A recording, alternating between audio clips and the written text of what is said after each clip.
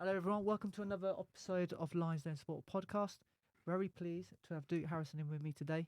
Duke, thank you very much for coming in. You're welcome, Tom. As we were just speaking off air just a minute ago, you know how I've heard about you on LinkedIn, and I reached out to you on that platform just to say, Duke, you know, I'm really inspired by your story. Yeah. I'd love for you to come on. So thank you again for coming on and taking this time to be with us today. How's your day been, man? First of all, The day's been quite manageable. Yeah. 2 or 3 meetings, planning meeting with my colleagues. We're trying to put together a Who Inspires You project with one of the schools. Can't really go into it too much because we're still building it. So it's looking at how we can inspire young black kids in the area, in the local schools as well, using other aspirational black leaders or role models in the city. within sports, you said. Yeah, within sports, just so they can identify, because I mean, at some of the schools, the subject matter, a lot of the black kids don't identify with it. So if you're talking about space, there's not a black astronaut they can identify with. You know, that type of thing. But seeing someone and having Yeah. that role model that you can see, wow, they've done it. Yeah, They look like me. They talk like me. I can still do Yeah. it. Is that what Yeah. sort of? yeah. So we're building a project around that, and Amazing. hopefully using some of the first team players to help us along the way as Is well. that Portsmouth first team players? Yeah, Amazing. yeah. So how about your current role? You're at Portsmouth. You're an inclusion diversity officer Yeah. for the Portsmouth in the community. Yeah. How did all that come about, man? Well, funnily enough, I was being made redundant from my role before, and I was a youth mentor working with young offenders, and we didn't receive any more funding, so I got made redundant. Then I approached Pumping the Community, and they had a role, Amazing. EDI role. I'd done some training just before that, which was quite handy, and they offered me the job. So basically, Pumping in the Community saved me, because I don't know what I would be doing right now if Claire didn't take me on board. So I've been there 4 seasons now. Wow, 4 seasons, Mm, and you've definitely had an impact on the city, I would say. I'd like to think so. I'd like to think so. It was very difficult to start with because a lot of people thinking, who's that? Yeah. Who's this? But my philosophy is, Terry, that you got to chip away slowly. You know what I mean? You just can't put it on them straight away. Chip away, say hello, you all right? Yeah. Season after season comes, hello, Duke, you all right? You all right? You all right? And then start doing your work from there. Amazing. But you've Well, got to embed yourself. You know? To build your contents up slowly until they see you every day grafting and working and Yeah. build your platform up Yeah. that way. Yeah. Build your own brand up that way. Yeah. Amazing. Yeah. It's about reaching out and talking to people, basically. You can't do this on your own. You need people. So I'm a people person, so I'll always have 5 minutes for somebody. And it was only last week I was talking to somebody at the ground about what I'm thinking of doing, and he just said, well, I've got a few contacts that I could link you up with. I was like, okay. Wow, how crazy is that? All we done was spoke for 5 minutes. Speaking, do you know what? It's a dying art, speaking to people. Everyone's Yeah. emailing now. Yeah, Everyone's texting. texting. I find it so hard. Just go and speak to them. Just go Yeah. and speak to them. Get the answer. Yeah. It'll be far quicker Yeah. than having to send an email where you have to Yeah. wait Yeah, for a response. For a response, yeah. Yeah. Why do you think that is? Why are people getting more into the sort of emails and texting and that sort of? Is it just technology? Yeah, technology has something to do with it, and it doesn't really help people's confidence at the same time, because if they're not confident in speaking to people, that enhances their isolation. Well, I'm not going to speak to them face to face. I know I do. I send an email, I'll drop them a text, but we can still talk that way. And then what happens? People then start isolating themselves. No one's talking anymore. People are just walking around on their phones, trains, buses. No one's talking. Go, hello, you all right? People look at you, think you're nuts. And think, oh, I'm just trying to have a conversation. Do you know what's the worst place for it is London? Oh, must be. We're going to touch base on London for you as well. But Yeah. I was in London. I used to work in London for a short time, and here you're used to going, hey, how you doing? Yeah. Down there, everyone's. If you say that, they think you're strange. Yeah. Why is this guy? What's he trying to do? What does he want Why from are you me? interrupting me? Can't you see I'm on my phone? Yeah, watching EastEnders. Leave me alone. Yeah. So it's a device now where we don't need anything else outside of ourselves, because we have it all on the one device. Yeah. Whether we're texting or emailing, you can watch programs, news, everything you can do on your phone. Yeah. Order your food while you're on the bus. Are you that advanced with technology? No. As soon as I go home, my phone just goes on the floor. Really? It can beep away for as long as it likes, unless I'm expecting somebody Yeah. to message me. Then I'll look. If not, if you need me, you just call me. Amazing, man. Well, Yeah. then that'll be there anyway. Dude, before we go forward, I want to go right back. Okay. Obviously, I've done a bit of research on you, found a little bit more about you.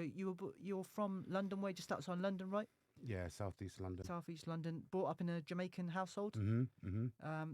How was that growing up in London? That sort of background there. Well, I was, from what I can remember, I grew up primarily in a place called Woolwich and Plumstead, predominantly white area, back in the 70s and the 80s. Just so you know, I'm in my late 50s. You don't look it, mate. Thank you very much. I'm 60 in April. So back in the 70s and 80s, that's when National Front and all of those was really, really rife. So we grew up in a middle class area. Yeah. However, growing up there was quite difficult because my mum was a nurse, my dad was a builder. Racism was top notch, top shelf racism. You step out your house, you've been called all kinds of names. You go on the bus, people don't want to let you in their shops. You know, so we suffered a lot, and I think my mum and my dad suffered with their mental health, but we didn't understand mental health back in those days. No, it wasn't a thing, was it? No, it wasn't a thing. It was just fear of having to have two jobs, to keep a roof over our heads. You know, going to school was horrendous with racism, fighting at school with racism. But my home life was quite strict. My dad ruled with an iron fist. My brother and I, because I have a young brother, we were just scared of him the whole time. We grew up on fear. You know, we couldn't really go out with our friends. There was always stay in the house and read books. And he wasn't that type of arm around your shoulder type role model. My dad was a Jamaican man, ruled with an iron fist for years and years and years, until I think my mum, there was lots of physical abuse in the house. There was lots of serious domestic abuse. My mum was getting beaten all the time, black eyes, you know, smashed her eye socket, and he used to go out, get drunk and smoke weed and come home and just take it out on our mum. And we had to sit there and endure that, and we couldn't do anything about it because we were young. And now my dad's hands were like built like shovels. You just got to get one slap of him and you know about it. So we were just scared the whole time. So my mum left at the age of 9, came home from school to a note on my bed saying that my mum had left. And I was like, what? So she left us with this seriously violent man. I was 9. When I got to the age of 16, my brother still suffered horrendous physical abuse. And I left home at 16, and I've been on my own since. Have you spoken to your mum since? Yeah. Well, I didn't see my mum for over 20 years. And it was really strange. I think I was in Brixton one day, and I bumped into a cousin, and she said, "Oh, your mum's looking for you." And this is after 20 years. I'm going, "Shut up, don't be stupid." Yeah. Thinking that my mum dead or just, you know, it just wasn't true. Yeah. She said, no, your mum's looking for you. Here's a phone number. So I just took the phone number just to shut her up anyway, and just put the phone number in my pocket. Didn't believe her for 1 minute. A few days later, I got the number and I called it, and my mum answered the phone. Did you recognise the voice straight away? Yes, straight away. And I just broke down. Just broke down there and then.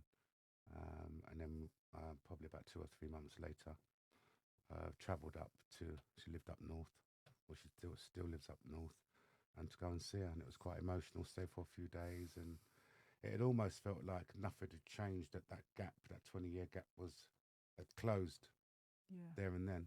So we're like best mates now. We're almost like brother and sister, not so much mum and son, even though she tries. She loves it when I go to see her because she can baby me or nurture me, or you know, like do that mum stuff. Yeah. Because she hasn't been able to do that for a long time, which I'll take on board all day long. Yeah. Bring a cup of tea into bed and all right, son. So that's good for her, and it builds our relationship. But my brother, he's still quite resentful about her leaving, and they don't really talk. Did you ever discuss with your mum why it was that she left? Yeah, we knew. We could see it before she left, why she left. For her own safety at the end of the day. My dad was nuts, he was follow her around, and she was a practicing nurse at the time. And he used to think that she was having affairs with doctors, and he used to follow her, stalk her at work and see if she, you know. Yeah, beat her up at work once. Embarrassing. So Did you ever speak to your dad about this? I had the chance to speak to my dad about it probably not too long ago, Terry. Probably 5 years ago, Mm. when he gave us a chance, because I didn't speak to him for a number of years for what he'd put us through and what he'd done to our mum. And then we got talking because during that time I was in addiction. My life was all over the place. I was child trauma, blah, blah, blah. And then he gave us a chance to talk to him. And I basically said, "You are a horrible person to be around. You are dark." He didn't like the word dark. That's the only word he picked out of it. But you're giving us a chance to tell you. I'm telling you, you're a horrible person to be around. Didn't like you. You were dark. That's why none of us want to speak to you. And he had to digest it. By then, he was a man of God, still is a man of God, and you have to digest it and accept it, really. Do you still see him? I do see him, not as much. He lives between here and Jamaica. Okay. He's currently in the UK, down in South London, but I have to go to London to go and see him, or I have to fly to Jamaica to go and see him. He very rarely travels to come and see us, because he's old now. He's in his 80s, so we try and keep that down as much as possible so we can just come and see him.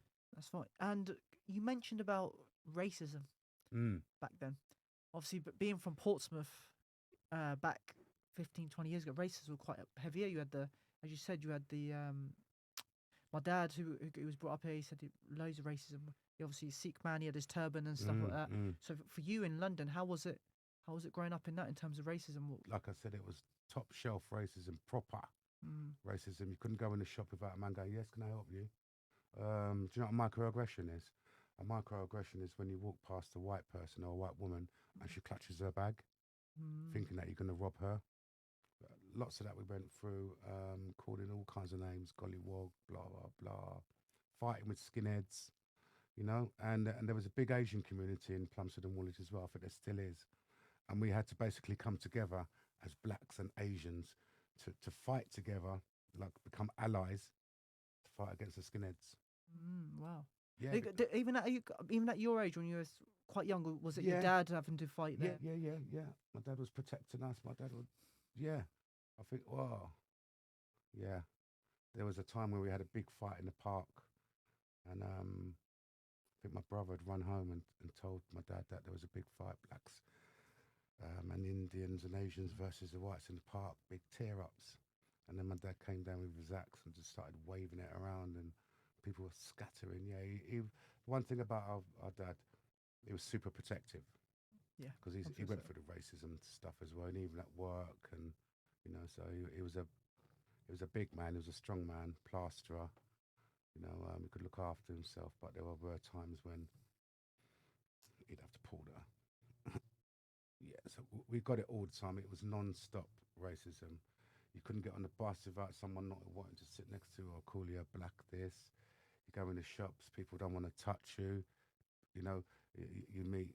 My girlfriend was white at the time, and their parents wouldn't let me in the house. Wow. Bruv, wouldn't let me in the house. Sometimes the girlfriend couldn't tell their parents they were going out with a black guy. It would be done in secret. Meet in the park, that kind of thing, you know? And the only way they knew is if someone else told them. Yeah, so skinheads at fun fairs. And how was that? Did you get any, like, obviously dating a white girl during back then? Mm-hmm. Did you get any abuse from that as well? All the time. They were calling her names. Black man's meat, black man this, rah, rah, rah, end lover, rah, rah, rah, went on and on, constant. So we had to basically isolate ourselves and go to places where we were accepted. So we couldn't go, let's say, in town of a Friday night as a couple, as a mixed couple, because it would just definitely come on top. And somebody would say something, or somebody would say something to your girlfriend, so you're obligated to protect your girlfriend. Kicking off. 10 man laters coming out of nowhere. It's just messy all the time. And one of my good friends got murdered down to it. We were walking through Woolwich Market. This is a long time ago. And we got rushed by a load of skinheads. He got trapped. Mixed heritage lad got trapped and got stabbed. Yeah. Wow. Yeah, went to trial and everything. So it's huge. It was back then. It was just messy. 70s, 80s. Yeah. Emotionally, how compared to now, when you see how advanced, Mm. we're still making progress, but with how advanced we've come, when you compare it there to it is now, how does that time make you feel? How does that time make me feel? What you mean, the length of time it's taken? No, in terms of the racism that you've experienced during that time, Well, emotionally, when you look back on that now yeah. compared to where we are today, how does that make you feel? Well, I used to feel angry about it. If you asked me that 15 years ago, Mm, I'd feel angry about it because I was still in it. But now I've got an understanding of it. I don't feel so angry mm, because hopefully from those experiences of me suffering extreme racism, I can then educate um, the rest of the young people from that experience. So in a way, going to prison, my addiction, going through racism, all this gang behaviour has given me a gift mm. in some form. So I use it as a gift to educate, re-educate people who want to know about it Do you reckon there's still racism in football? all day In long. sport? Do you see it? Yeah, all day long, Yeah. all day long. It's not as apparent because I know. I think it will always be in football Or in sport in or general, in but I guess sport. yeah. Yeah, I think it will always be in sport, but it's only a small minority of people Mm, who make it really bad for everybody else. mm, So I'll give you an example. I was working Fratton Park. It was raining, it was dark, it was winter, and one of the black players made a mistake. Guy sitting right behind me made this horrendous racist remark about the player, but he couldn't see that I was black. I had my big coat on, snood, baseball cap, like wrapped up. yeah, yeah.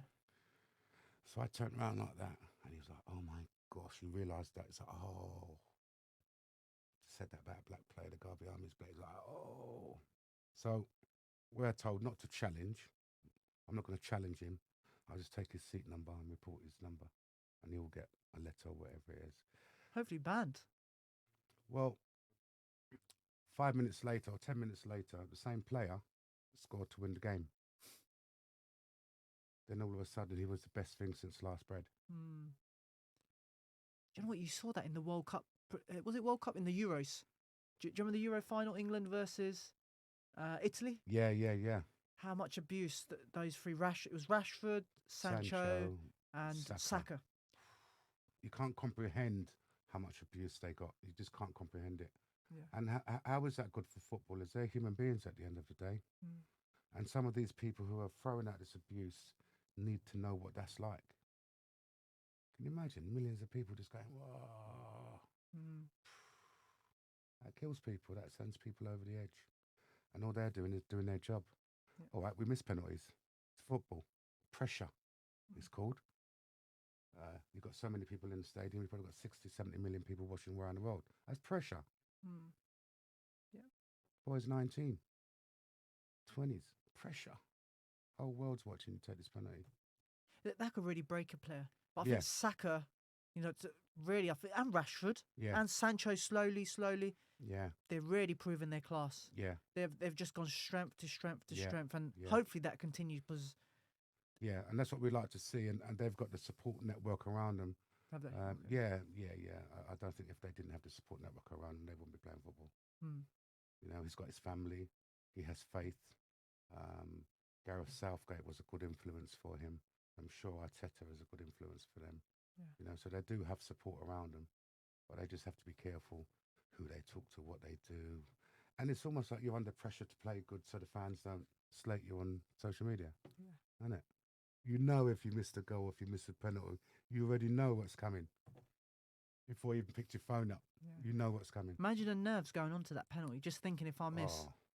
And I love Harry Kane, absolutely love him. But if you compare the sort of abuse that he got compared to those three players, you see the difference, don't you, straight away? So yeah, I guess that answers the question. Yeah. There's still racism still in football.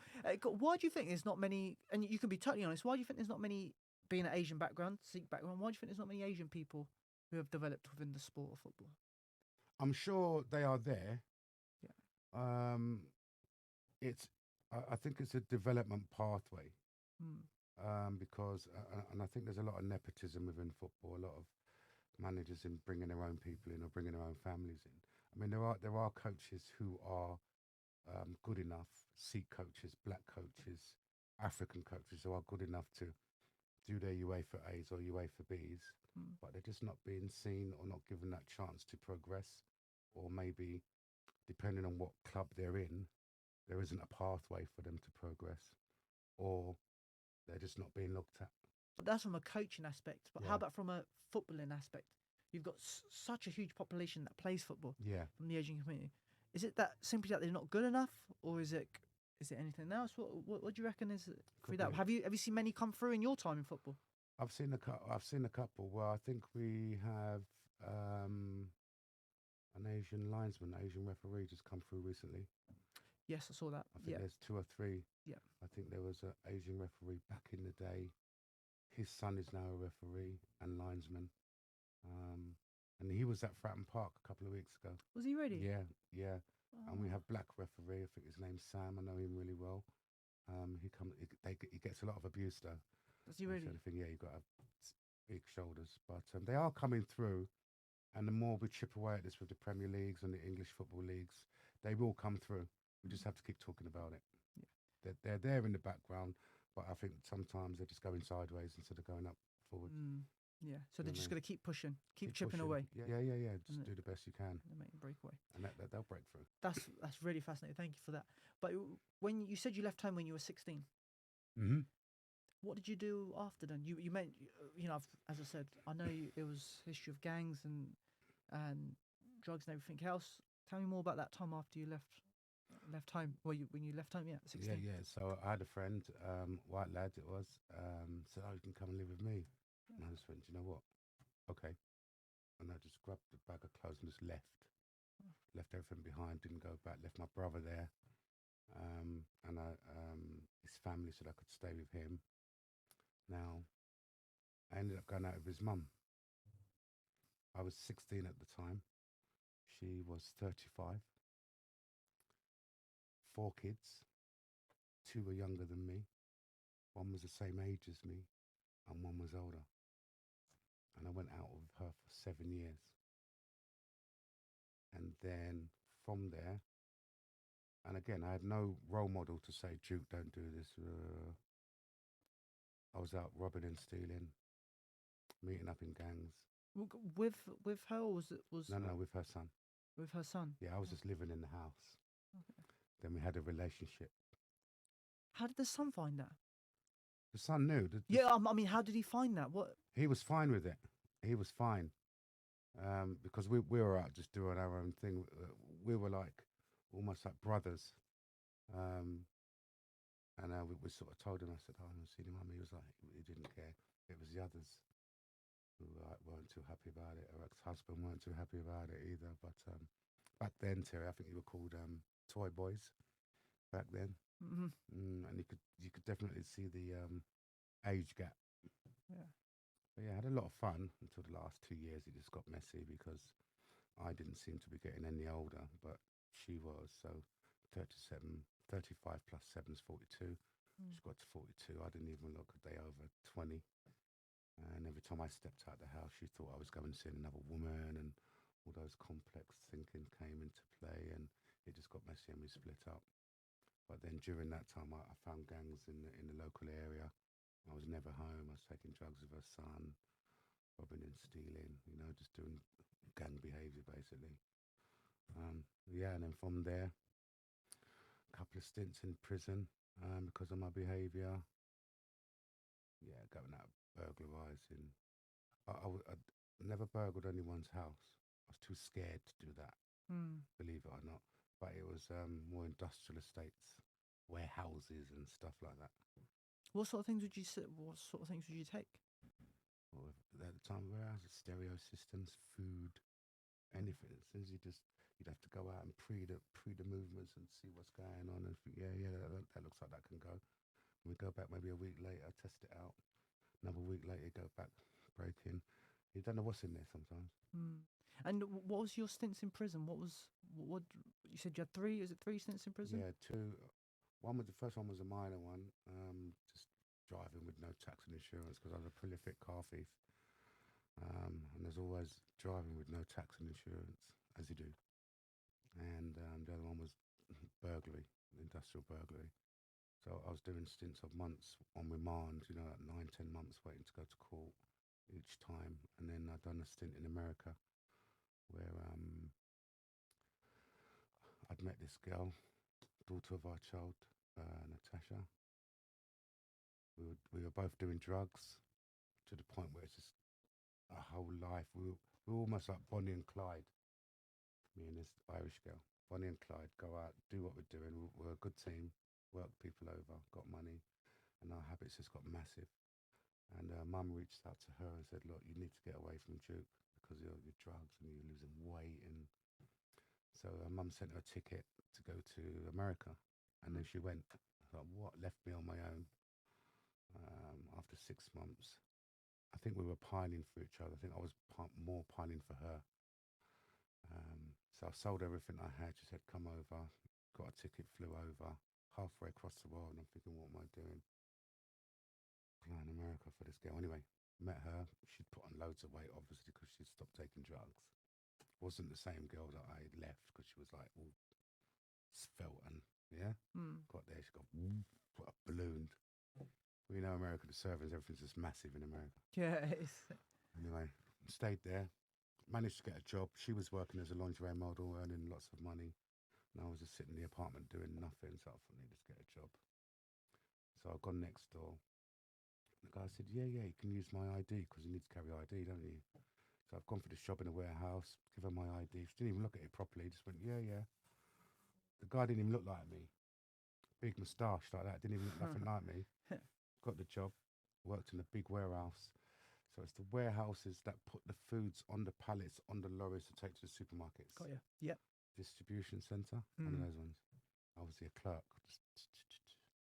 So one day I had to help out and put stuff on pallets. You have to wear a back brace, Velcro back support. Yeah. Now, my girlfriend was supposed to pick me up that day, 1 o'clock in the afternoon, because it started at 4 in the morning. No one in. I thought, you know what, I'm going to walk. Now, in Florida, you don't walk. It's too big. It's 90-degree heat. So what do? I walk. So I've taken this stinger, Terry. It's like black. And I've rolled it up. And it's black, right? A bit like the microphone here. And I've got it in my hand, walking down the street. And I'm looking. You can always tell a tourist because they're always looking up. Going, wow, look at the size of that. Wow, that's big. Wow. All of a sudden, I've heard, wow. Don't move, N-word, don't move. So I put a hot one in the back of your head, don't move. I go, whoa.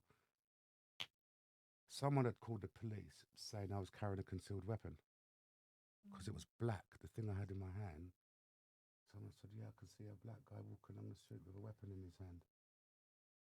So, stop me, N-word this, N-word that. They love an N-word out there. Really? Even? Oh, my gosh. Never heard it said so much in my life. And what these white officers say? These are white officers in Florida. Got me on my knees like that. And you have to carry ID. So, where's your ID? I thought, oh, here we go. This guy looks nothing like me, right? I thought, oh, it's on the top. But there you go. Just checked it. The guy's name's William Mosey. He says, oh, says you're born in Hollywood. How comes you got an English accent? I thought, well, I was born in Hollywood, but I've been in the UK for about 35 years and I've just come back. A lot of rubbish. I was thinking quickly. Yeah. Checked it out. Turns out this guy is wanted for a cocaine fleeing charge from the Bahamas. Bruv. Started tripping all of a sudden. Right, N-word, you're nicked. You're going to jail. I was like, what? Nobody knows where I am. So I'm in the car thinking, nobody knows where I am. So I've owned it in the car. I'm not him. My name's Duke. Rah, rah, rah. So don't tell me, tell the judge. I was like, so what's happening now when you go to jail? I was like, what? Got to jail, strip search, put me in this big room. Must be 100 people in this room. Some of the darkest bods I've ever come across. Some serious hombres in there. Terrified. Yeah. I was in there 3 days in Wow. holding, trying to get hold of my landlord, trying to post bond, bail. Couldn't get hold of him. Said he was coming down, never turned up. third day, no, fourth day in there in the same clothes, 4 days. And what they do during the night, they'll open the door and throw out mattresses. And you have to catch a mattress where you're standing, put it on the floor, sleep.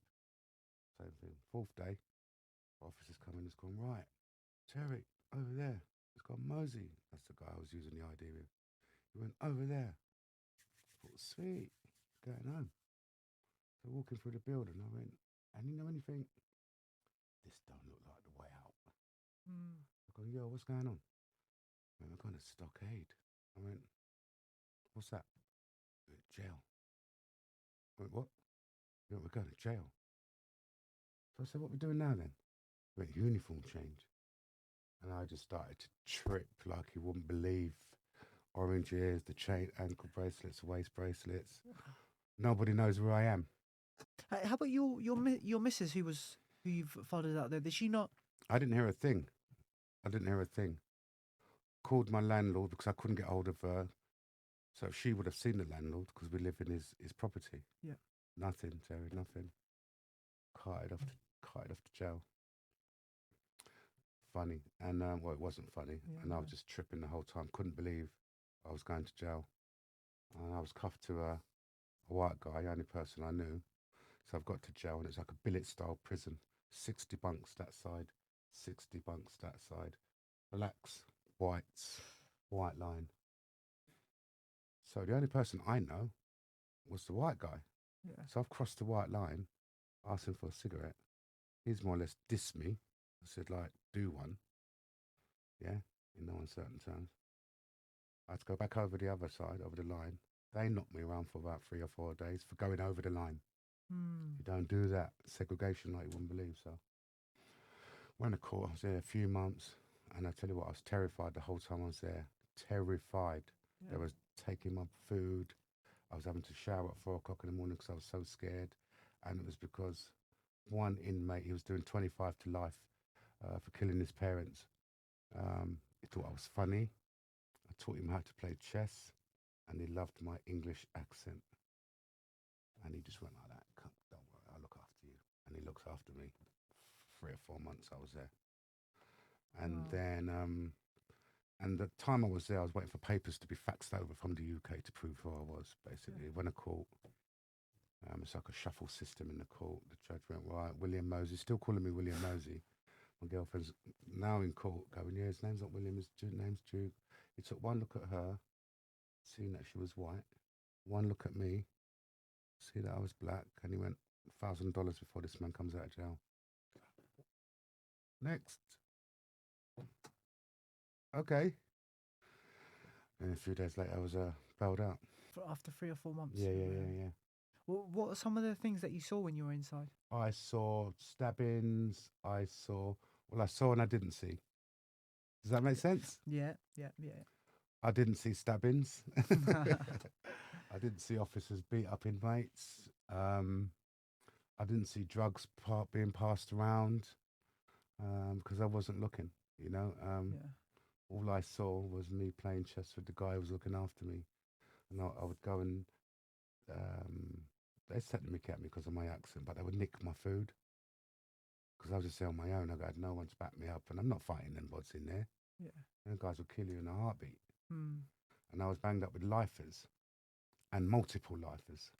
So a lifer would have a triangle, a multiple lifer would have a square. So they've got signs on their like symbols. Wow. To let you know. So if you've got a triangle, there's a possibility you might be released after 20 years. But if you've got a square, you're a multiple lifer, you're not coming out. They're the ones you've got to avoid. You spin around, dig a hole in the ground, fly. If you see one of them coming towards you, because they'll abuse you where you stand. They're not coming out of jail, Terry. What are they going to do? Give them another 100 years? Yeah. And the person who looked after you in there, when you were leaving... I tried to look him up. These men are hardcore. You know, they see people come and go. They've been there years. They see people come and go all the time. And I tried to look for him. And for one, I couldn't remember what he looked like. You know, because I tried to Google it online to find him. But I mean, by the time I would have found him, they'd ghosted him off to another prison anyway, because he was doing life. I don't even know what happened to him. Wow. I- when you left the prison, Mm. what were your steps after then? What did you do? My steps after that was to leave. So my girlfriend at the time fell pregnant. Okay. We couldn't afford to have the baby there because I wanted thousands of dollars to have the baby there. So we thought, in our madness, yeah, I tell you what we'd do. Let's go home, have the baby on the NHS, and then come back to America. We had a big fight. She went to Northern Ireland and I went to London. Baby was born. I didn't see her. I think I saw her when she was 2 months. Next time I saw my daughter, she was 6. Next time I saw her, her mum was going, come and get your daughter. Hello? Excuse me? She was nearly 17. Why did she say, come get your daughter? Because my ex is very good at doing the geographical, which means it's like, okay, we live in the UK, caused all this havoc. Yep. Let's move to Timbuktu. It'll be all right there.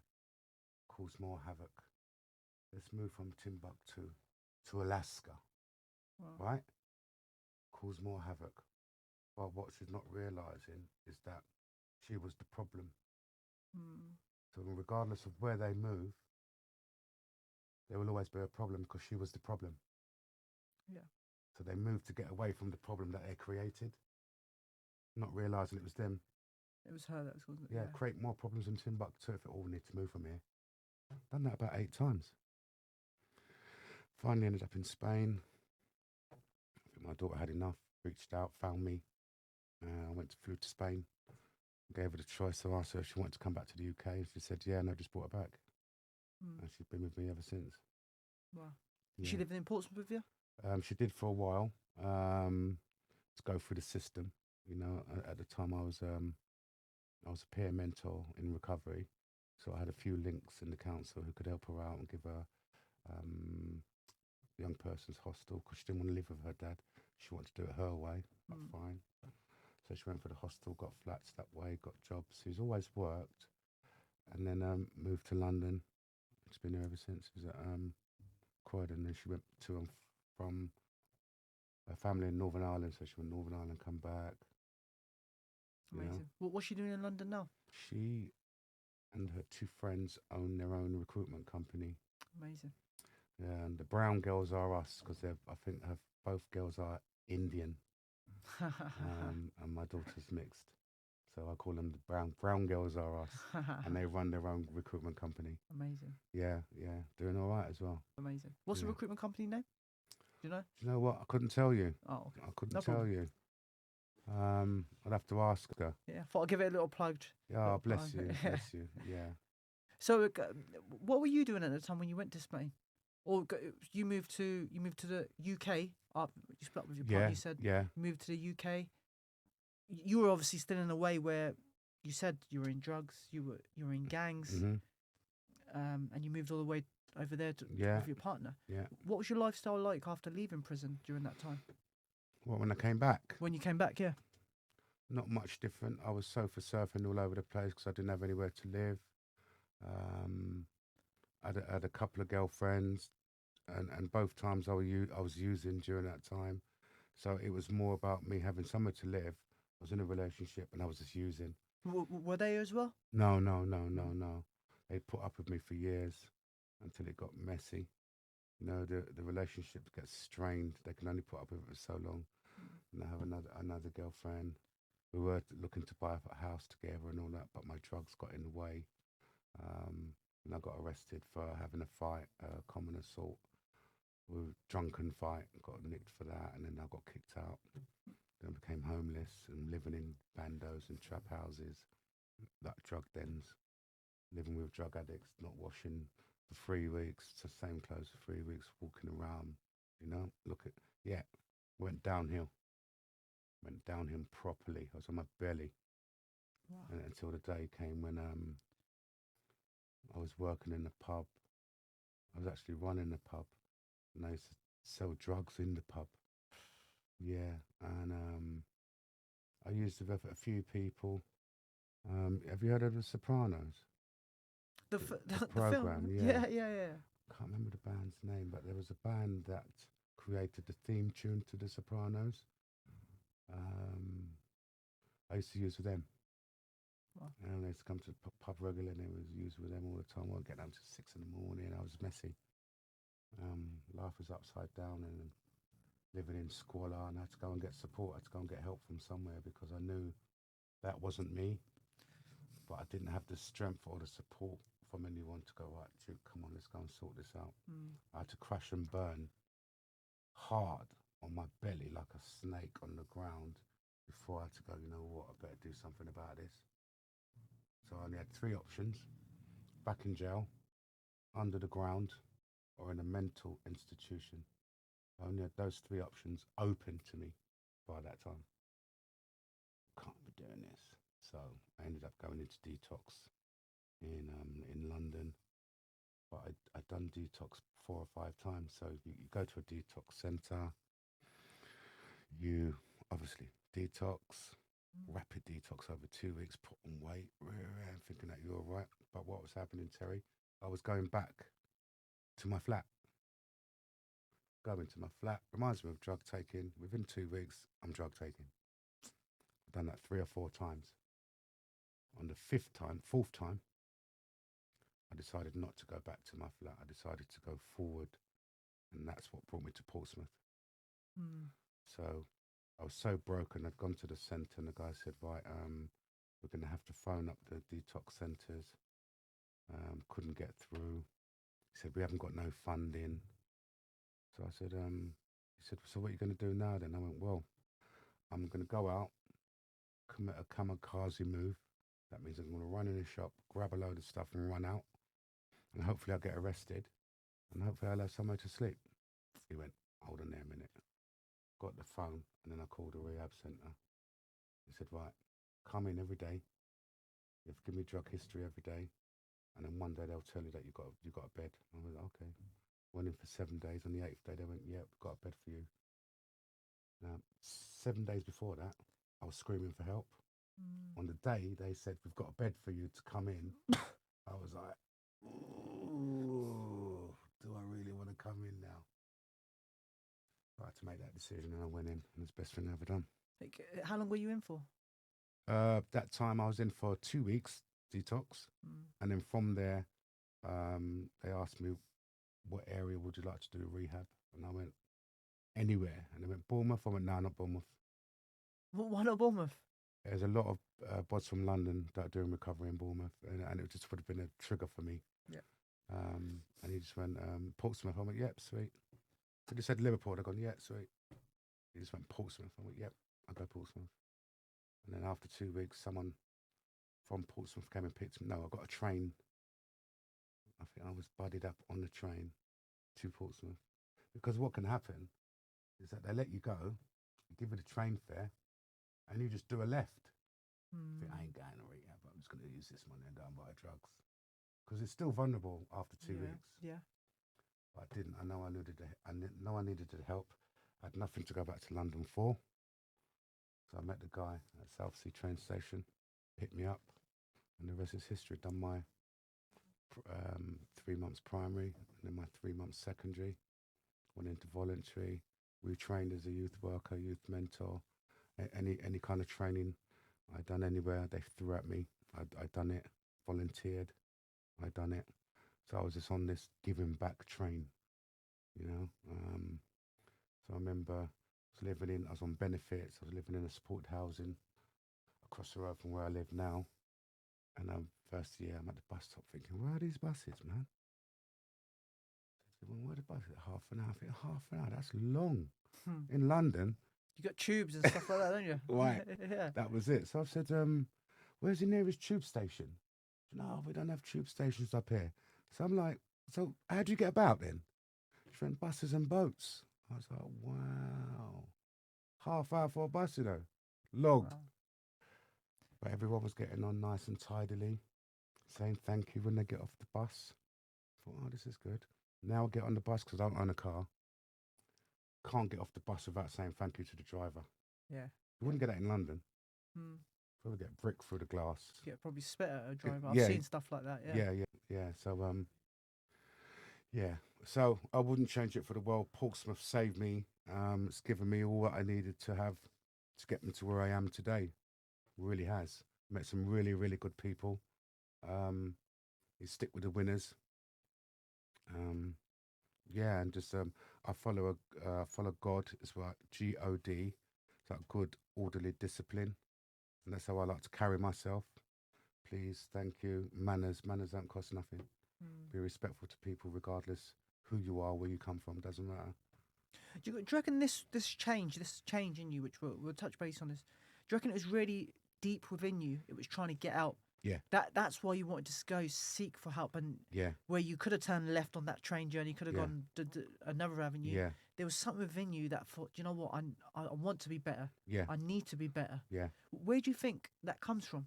I think that comes from my mum, because my mum has been a professional carer for 40 years, a nurse, Mm. and she just has this thing within her that she just cares for people. And I think I get that directly from my mum. So it was just pushed down to the bottom because I was dealing with physical abuse and resentment. My whole life was built on resentment and fear. So all of the good stuff, all of the caring and nurturing stuff was pushed down at the bottom until I had to get rid of all this resentment and drugs and for it to then flourish. Luckily, I'm still alive. A lot of my friends are either doing big sentences or they're dead. It was only last week I was speaking to a friend after we went out for a meal and he said, "Do you remember so and so?" I was like, "Yeah." He goes, "He's dead." "Do you remember so?" He goes, "Yeah, dead as well, gone. Same age as me." I'm thinking, wow. Yeah, so, So that change in environment, that really getting out of that zone, because it sounds like wherever you turned, people were on drugs, people were going through bad habits, and you had to make that choice to go into rehab to get away from that. yeah, yeah, that means I had to go and leave everything I know, my family, just my brother then, because I used to use with my brother. Um, and to tell him that I'm going. I had to make that decision because, well, it's either that or end up in jail doing a big sentence. How'd you get on with your brother today? We don't really speak that much. And that's not because we've fallen out. He's just not really a telephone guy. So I'm the kind of man who would have to call him. Yeah. But me and my brother are still tight. I think the last time I saw him was at a wedding. His son got married. Yeah, no animosity between us at all. It's just life stuff, innit? Yeah. So when I ring him, I'll ring him. He has his issues with our dad and our mum, so he's now, he's got his own family now. I think he's got 5 kids and his missus Amazing. and everything. So he's doing all right. Amazing, man. Yeah. So you came to Portsmouth, as you said. You said about your buses and everything that you Mm-hmm. experienced there. What did you do for work when you first come here? You said you're doing voluntary work and stuff. What are you doing? Yeah. I first came here, I was volunteering for a youth organisation in the city, and then that work then turned into part-time. Great. Then obviously, because I was still on benefits, and then the part-time turned into full-time. So I do courses along the way, and I just stuck it out, Terry. And that's what I done. And how did you were at a rival football club, shall we say, Southampton Football Club over there? How did that job come about? And then you mentioned you found Portsmouth as well when that made redundant, right? Mm-hmm. So I was youth mentor working with young offenders aged 16 to 24 in Southampton, and I worked within the Southampton Football Club as well because they run projects and stuff. Whether it's CV writing, interviews, they run like a project where we could bring our young people there and use the Southampton banner and give them tours and stuff.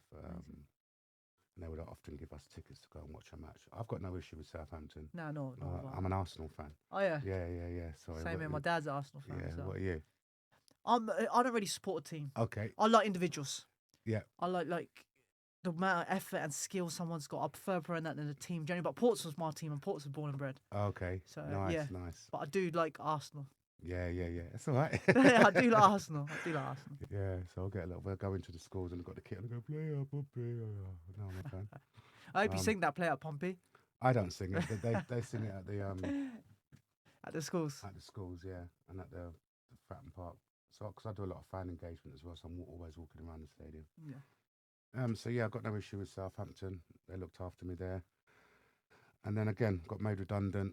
and I knew Claire Martin, who's the director of Pumping Community. So I thought, Yep. let me reach out to her, and then the rest is history. So Claire gave me that chance to be able to be where I am today. So now you're a diversity, community and diversity, no, diversity and Equality. inclusion officer. Equality, diversity, and inclusion officer there. Yeah.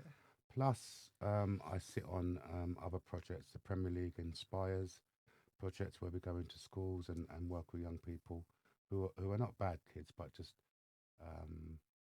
academically challenged. So it's another way of just helping them out with their education using the Pompey badge and stuff like that. So we work with them separately and look at aspirations, careers. We'll look at building CVs. We'll often play lots of games and social action projects. And then we have another one, the Primary Stars, which is a younger generation, the primary school. We'll go in and do presentations on anti-discrimination, racism, drugs, going on inclusion days. And I'm the match day coordinator for the flag wavers on match days. What's the flag wavers? What's that? So they're like a guard of honour. So when the players come out the tunnel, Got ya. Yeah, yeah. you got 6 flag wavers either side on the pitch. Yeah. The players pick up a mascot on the way through, Mm. and I coordinate them waving the flags. Great. Might sound easy, but it's not. I've got it down to a military precision. Yeah, I can Yeah, imagine. it's all about timing. But yeah, I do that on match day and then sit with them.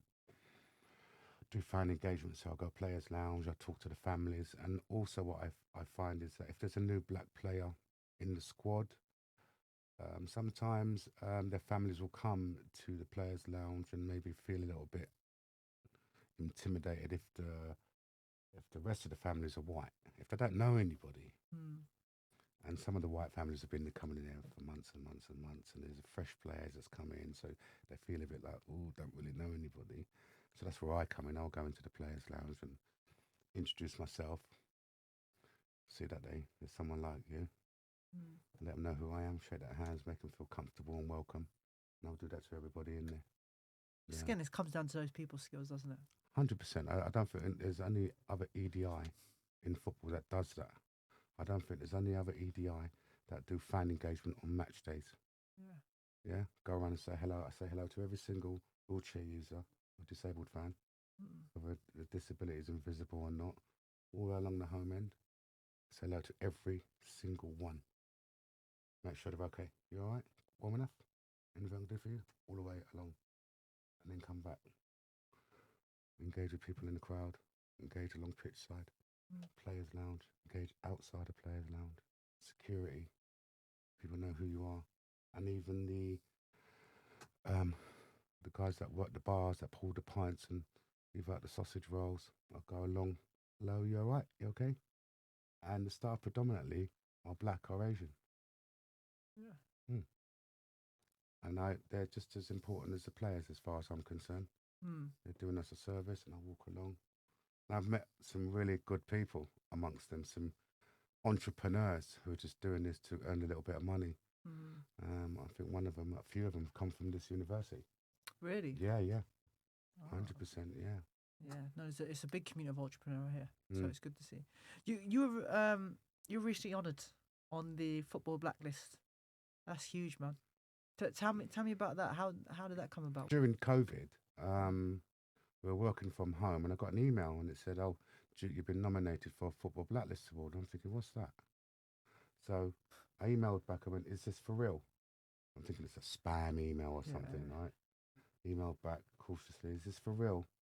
I think Leon got back to me straight away and said, "Yeah, this is for real. This is my number. Call me now." I was like, "Well, okay." So I called him. I went, "Hello, yeah, it's Leon." I went, "Hi, how you doing?" He's one of the founders. Yeah, I said, "He says I've been nominated." He went, No, you've won the award. And everything just went white. Everything just went white. I was like, wow, okay. All right, so what happens now? I said, we'll send you the award in the post. If you can just do us a landscape award acceptance speech, we'll stream it live from Tottenham Hotspur Football Ground, the new Tottenham Hotspur, over YouTube. And Ian Wright read out our categories. So I won it for grassroots and community. Great. alongside another guy who's the EDI for Charlton Football Club, Michael Siraj. Really, really good. Really good guy. Knows his stuff. And a few others. So that year, I think I was amongst Marcus Rashford, Tyrone Mings, Troy Deeney, Wilfred Zaha, Les Ferdinand, and myself won awards that year. And then I received a handwritten letter from the owners of the football club. Got an email from California saying, "Hi Duke, my name's blah blah blah. Michael Eisner has just written you a letter of congratulations. See attached." I've opened it up, handwritten letter, and then they sent the original by post. So I've got that framed. And then there's only about 3 or 4 months ago I managed to get to see Michael, because he only comes over very rarely because he's getting old now. And I managed to get a photo with him. Like I said, "Hi Michael, my name's Duke. I was the guy who won the football blacklist." He said, "Yes, I remember. I was gassed about that he remembered." And I said, "Is that okay if we have a picture?" He went, "Yeah, 100%, absolutely." And a picture. So since then, we couldn't have the sit-down bash and the award ceremony during the pandemic. So it's now been put back to March 2022. 23. So is it coming up in next month? Next right? March 22nd at Battersea Arts Centre. Everyone's going to be there. So it should be a good evening. Get a few photos. Standard. Standard, yeah. Just bought a suit. Amazing. Yeah, so amazing. I'm really happy about that. And work has allowed me to go. So because it was in the week. So worker said, "No, you can go 100%. You can go." So that's amazing. Dude. Yeah, and then so if you Google me online, you'll see it all on there. Great, man. So what does the future hold for you now, Duke? What's the plans for Duke going forward? The plan for Duke going forward is I'm trying to set up my own business at the moment, of presenting and motivational speaking. I'm doing little bits and pieces here and there. So I've got a few friends in the background who are helping me put it together. I've got someone building my website. Great. Someone has already asked me to be an associate on their website. I'm just getting all my contacts together to build like a database of contacts. And then try and book some people in mainly schools for September. And then I'll go down. The plan is to go down to 4 days a week at Portsmouth Community, so I can get these done and these booked in. So every Monday I'll have off. So every Monday I'll go to a different place and do a presentation. And if it starts to get really, really mad and crazy, I'll have to either reduce my hours or leave Portsmouth Community. And do it full time. That's amazing. And do it full time. That's the plan. Yeah. Because I've still got a fire in my belly about doing that stuff, and I love doing it, and I always get excellent feedback wherever I've done it. And I'm also writing a book at the moment. Amazing. Yeah. What you got? What's the title? I don't know if you can share it with us. You got a title in mind? Not yet. Are you working with anybody to write the book, or is it you? Yeah, I had a good chat with a publisher this week. Great. He knows his stuff.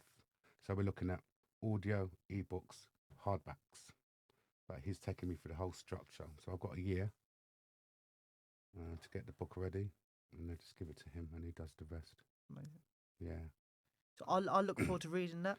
Let us know when it comes out. I will. We'll push it out on our platforms if we can. We'll do the best we can. And Duke, thank you very much for coming in. It's been really inspirational hearing your story and where you are today. Thank you. And I really look forward to what the future holds for you. Thank you very much. Thank you very much, Duke. Cheers.